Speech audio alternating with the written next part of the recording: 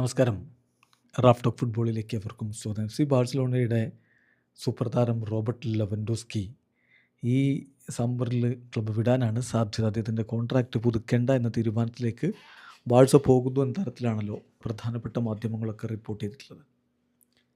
അപ്പോൾ അദ്ദേഹം എങ്ങോട്ട് എന്നുള്ളൊരു ചോദ്യമാണ്. ചിക്കാഗോ ഫയർ പോലെയുള്ള MLS ക്ലബിന് താരത്തിൽ താല്പര്യമുണ്ട്.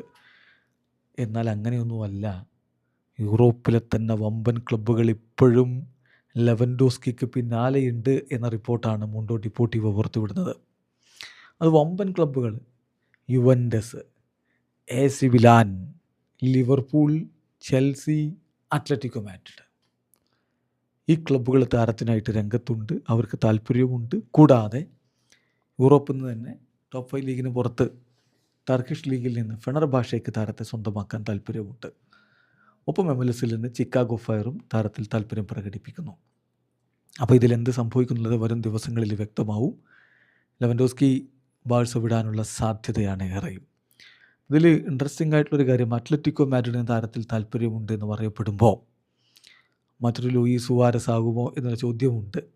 ബാഴ്സയുടെ മിന്നും സ്ട്രൈക്കറായി നിൽക്കവെയാണ് റൊണാൾഡോ കുമാൻ വന്ന ആ ഒരു ഇറയിൽ ലൂയിസ് സുവാരസിന് ബാഴ്സ വിട്ട് പോവേണ്ടി വന്ന അദ്ദേഹം അത്ലറ്റിക്കോ മാഡ്രിഡിലേക്ക് ചേക്കേറി. ആ സീസണിൽ അത്ലറ്റിക്കോക്കൊപ്പം അദ്ദേഹം ലാലിഗയിൽ കിരീടം ചൂടി, നിങ്ങൾക്ക് ഓർമ്മയില്ലേ?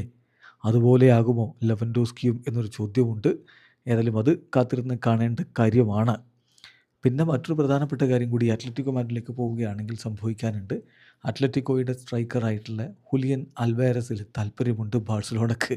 അതിൻ്റെ ഇനീഷ്യൽ നീക്കങ്ങളൊക്കെ അധികം വൈകാതെ ആരംഭിക്കുമെന്നാണ് പ്രധാനപ്പെട്ട ഫുട്ബോൾ മാധ്യമങ്ങളൊക്കെ റിപ്പോർട്ട് ചെയ്യുന്നത്. അപ്പം വളരെ ഇൻട്രസ്റ്റിംഗ് ആയിട്ടുള്ള ഒരു ട്രാൻസ്ഫർ ജാലകമാണ് വരാൻ പോകുന്നത്.